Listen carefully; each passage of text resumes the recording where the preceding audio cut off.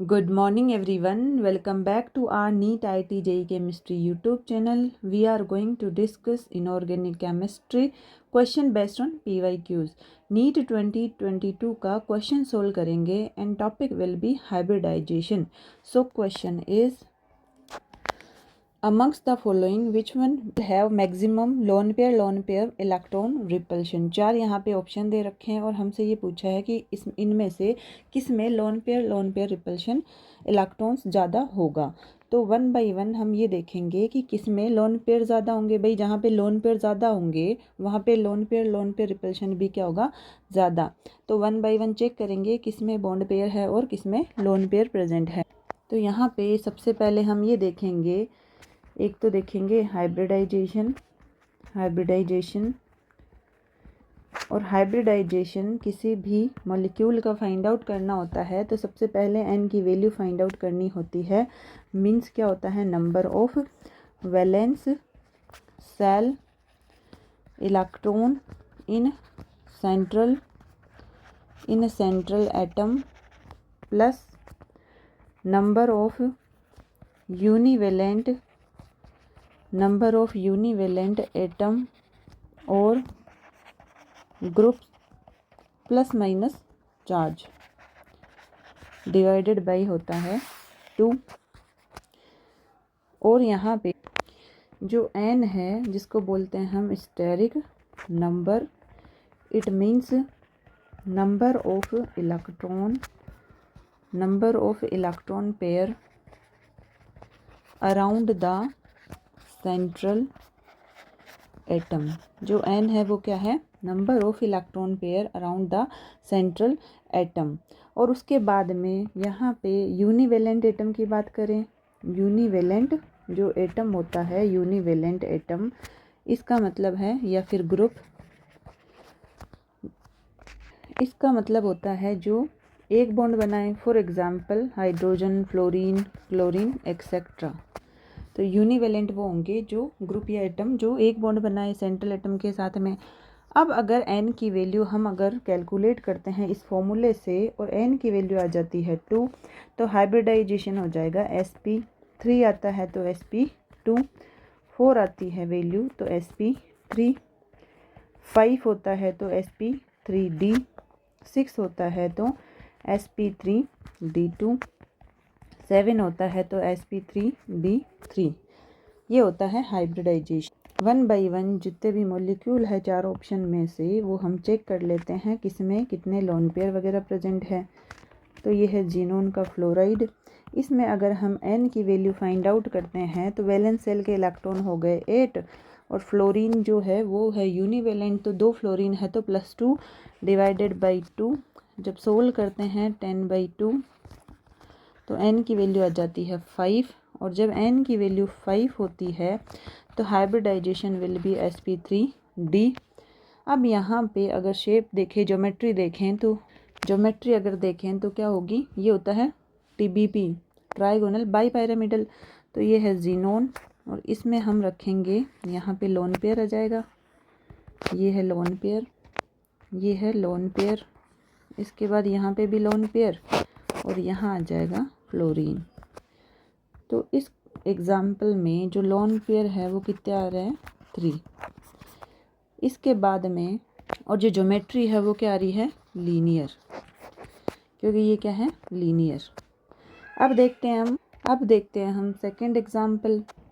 इसके बाद में है एग्जाम्पल नंबर 2। यहाँ पे देखते हैं, पहले तो n की वैल्यू फाइंड आउट करते हैं। तो वैलेंस सेल में इलेक्ट्रॉन होंगे 7। फ्लोरीन क्या करता है, एक बॉन्ड बनाता है, तो यहाँ पे 3 फ्लोरीन है तो 7 + 3 डिवाइडेड बाई 2, 10/2 आंसर आ जाएगा 5, यानी n = होता है 5। Hybridisation sp3d। अब यहाँ पे शेप देखते हैं, ज्योमेट्री देखते हैं तो ये हो जाएगी। पहले तो जब sp3d होता है तो ट्राइगोनल बाई पिरामिडल। तो यहाँ पे है फ्लोरीन, ये है फ्लोरीन और यहाँ आ जाएंगे लोन पेयर। तो जो ज्योमेट्री है वो हो जाएगी टी शेप और यहाँ पे लोन पेयर कितने दिख रहे हैं हमें, 2। इसके बाद में जो नेक्स्ट एग्जांपल है थर्ड नंबर ऑप्शन, इसमें है IF5। सबसे पहले एन की वैल्यू फाइंड आउट करेंगे। वैलेंस शेल के इलेक्ट्रॉन 7 प्लस वैलेंस शेल के इलेक्ट्रॉन हो जाएंगे 7 और यूनिवेलेंट एटम को कितने हैं 5, क्योंकि जो फ्लोरीन है वो सिंगल बॉन्ड बनाता है, डिवाइडेड बाई 2, तो 12/2 ये आ जाएगा 6। जब भी n की वैल्यू 6 होती है तो हाइब्रिडाइजेशन होता है sp3d2 और ये होता है ऑक्टाहेड्रल। लेकिन यहाँ पे एटम कितने हैं 5, तो इसकी जो ज्योमेट्री है वो हो जाएगी, ये है फ्लोरीन, ये है फ्लोरीन, फ्लोरीन, फ्लोरीन, फ्लोरीन और ये है लोन पेयर। तो ये जो ज्योमेट्री है वो हो जाएगी स्क्वायर पायरामिडल, स्क्वायर पायरामिडल, और लोन पेयर कितने हैं यहाँ पे 1। नेक्स्ट जो एग्जाम्पल है वो है SF4। इसमें देख लेते हैं n की वैल्यू हो जाएगी, वैलेंस शेल के इलेक्ट्रॉन है 6, यूनिवेलेंट एटम है 4 डिवाइडेड बाई 2। जब हम सोल्व करते हैं तो n की वैल्यू आ जाएगी 5, n = 5 और हाइब्रिडाइजेशन sp3d। तो ये जो ज्योमेट्री है वो क्या हो जाएगी ट्राइगोनल बाई पैरामिडल। लेकिन यहाँ पे एटम कितने हैं 4 ही एटम है, तो एक जगह आ जाएगा लोन पेयर और जो ज्योमेट्री है फाइनल वो हो जाएगी, यहाँ पे आ जाएगा लोन पेयर, फ्लोरीन, फ्लोरीन, तो ज्योमेट्री है वो हो जाएगी सो या फिर इसको बोलते हैं के शेप। तो यहाँ पे जो लोन पेयर है वो कितने हैं 1। तो क्वेश्चन में क्या पूछा था, क्वेश्चन में पूछा था इन चारों ऑप्शन में से lone pair electron repulsion maximum किस में है ये बताना था। तो सबसे ज़्यादा जो लोन पेयर होंगे, जहाँ पे जिस एग्जांपल में जिस मॉलिक्यूल में सबसे ज़्यादा लोन पेयर होंगे वहाँ ही क्या होगा लोन पेयर रिपल्शन। तो अपना जो फर्स्ट एग्जांपल है इसमें कितने लोन पेयर है 3, तो यहाँ पे क्या होगा maximum lone pair repulsion.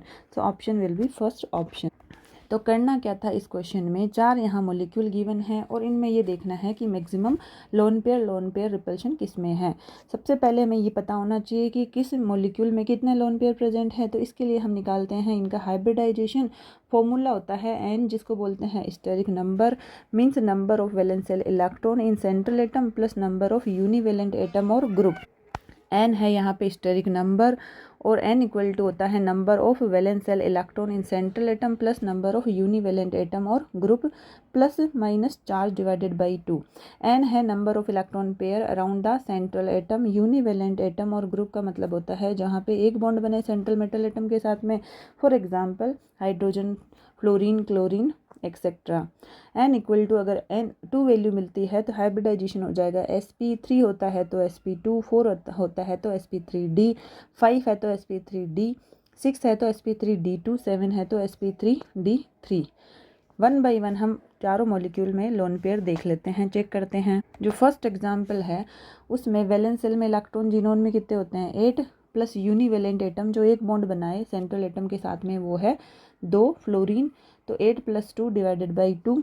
Solve करने पे n की वैल्यू आती है 5। जब 5 वैल्यू आती है तो हाइब्रिडाइजेशन होता है sp3d। इस तरह ये है लीनियर जो ज्योमेट्री और लोन पेयर कितने मिल रहे हैं 3।